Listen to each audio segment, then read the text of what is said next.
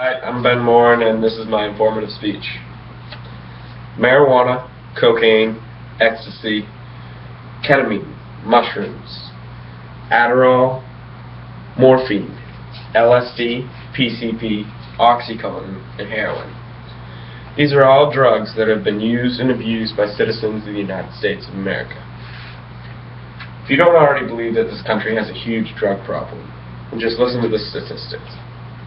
Every 19 seconds in this country, someone is arrested on a drug-related charge. Every 19 seconds. That is just incredible. This problem causes huge economic and health problems to our country and to the individuals consuming the drugs. And I want to talk a little bit about that today. First, I want to talk a little bit about marijuana.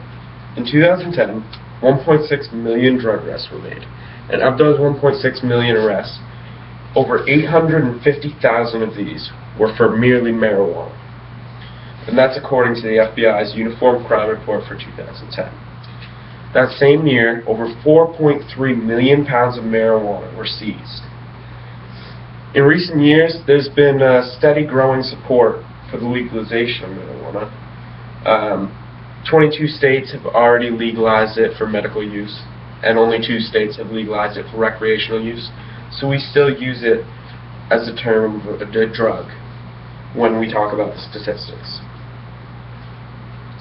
It's estimated that each year substance abuse costs the United States around $484 billion. That's $1.3 billion wasted each day to drugs in our society.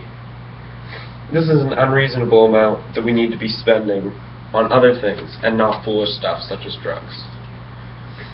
The drug problem in our country is a problem to our citizens economically as well as our nation economically. As our citizens spend more and more money on drugs, they have less and less money to support themselves and their families.